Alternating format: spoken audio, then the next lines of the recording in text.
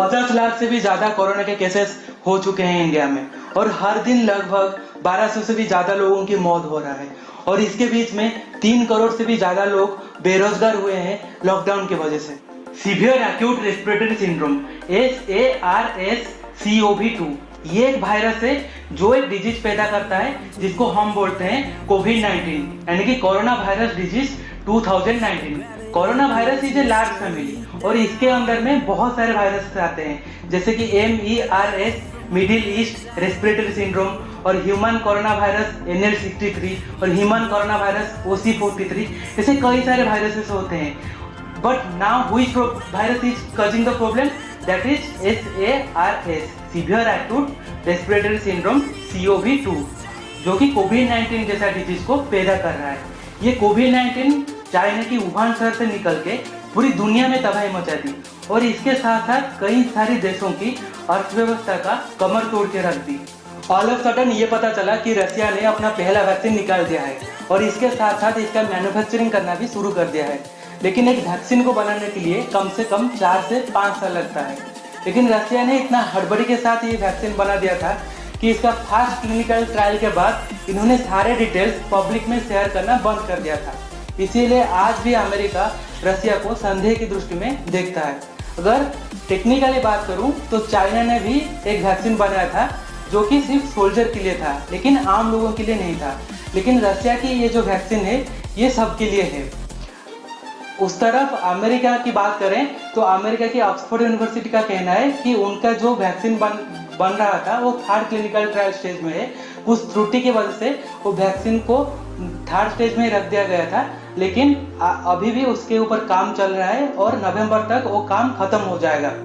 अगर ट्रीटमेंट की बात करूं तो आज हमारे पास 3 ऑप्शंस अवेलेबल है। एक है थेरापी, दूसरा है वैक्सीन और तीसरा है सेल्फ केयर या सेल्फ प्रिकॉशन। अगर थेरापी की बात करूं तो थेरापी वो चीज होता है जिसमें हम कुछ ड्रग्स देके वो डिजीज को क्योर करना चाहते हैं। स्पेशली आज कोरोना के लिए कुछ स्पेसिफिकेशन ड्रग्स अवेलेबल नहीं है। जो ड्रग्स पहले इबोला के लिए यूज किया जा रहा था आज वही ड्रग्स को कोरोना के लिए यूज किया जा रहा है, जैसे कि रेमडेसिविर और फाविपिराविर जो RNA पॉलीमरेज इनहिबिटर ड्रग्स होते हैं वही ड्रग्स को यूज किया जा रहा है कोरोना के केसेस को ट्रीट करने के लिए। उसके साथ साथ कुछ एंटी मलेरियल ड्रग्स को भी यूज किया जा रहा है क्योंकि कोरोना वायरस जो है वो भी एक RNA वायरस है। इसके लिए हम RNA पॉलीमरेज इनहिबिटर को यूज कर रहे हैं कोरोना पेशेंट को ट्रीट करने के लिए। और वैक्सीन वो चीज़ होता है जिसमें हम कुछ इनएक्टिवेटेड वायरस को बॉडी में डाल देते हैं ताकि हमारे बॉडी उसके खिलाफ में एंटीबॉडी प्रोड्यूस कर सके और हमें फ्यूचर में मदद कर सके उस वायरस से लड़ने के लिए। इसका ये मीनिंग नहीं है कि वैक्सीन देने से जिनको कोरोना अभी हुआ है उनको कोरोना ठीक हो जाएगा, यानी कि हमारा बॉडी प्रिपेयर हो जाएगा। फ्यूचर में अगर हमें डिजीज होगा तभी हमारा बॉडी फुल सपोर्ट के साथ वो वायरस के साथ लड़ सकेगा क्योंकि हमारा एंटीबॉडी स्पेशली इनएक्टिवेटेड वायरस जब प्रोड्यूस होंगे बॉडी में, इनएक्टिवेटेड वायरस जब आएंगे तभी हमारे एंटीबॉडी प्रोड्यूस होंगे। अगर सेल्फ केयर और सेल्फ प्रिकॉशन की बात करूं तो आप सभी को पता होगा कि ये वायरस वुहान शहर से निकला हुआ है। तो आप वुहान को ही याद रख लीजिए, WUHAN, W for wash your hands, U use a mask properly, H have temperature checked regularly, A avoid a large crowd and N not touch your mouth with dirty hands। WHO की guideline के मुताबिक अगर आप में कोई severe acute illness है, अगर severe respiratory problems है जिसका और साइन एंड सिम्टम्स कुछ नहीं है या जिसका और कुछ इटियोलॉजिकल कंडीशन पता नहीं चल रहा है तभी आपको सस्पेक्ट केस में लिया जाएगा। या तो आप जब कोई कोरोना पेशेंट की टच में आते हैं तब भी आपको सस्पेक्ट केस में लिया जाएगा। अगर आप में नॉर्मल सा बुखार होगा या नॉर्मल सा कॉमन कोल्ड जैसे सिम्टम्स होगा तो कुछ पैनिक होने की ज़रूरत नहीं है क्योंकि कोरोना जो होता है वो फर्स्ट 3 डेज में बहुत हाई होता है, उसके बाद लो हो जाता है बॉडी के टेम्परेचर।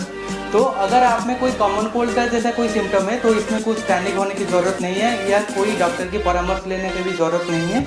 अगर आप में कोई ब्रेथलेसनेस या कोई सीवियर एक्यूट रेस्पिरेटरी डिजीज जैसे प्रॉब्लम है तभी आप हॉस्पिटल जा सकते हैं। जिस हिसाब से पर डे 1 लाख से भी ज़्यादा केसेस आ रहे हैं, पर दुख की विषय ये है कि कोई भी मीडिया चैनल आज इसके ऊपर बात करने के लिए तैयार नहीं है। सब लगे हुए हैं बॉलीवुड माफियाओं को एक्सपोज करने के लिए।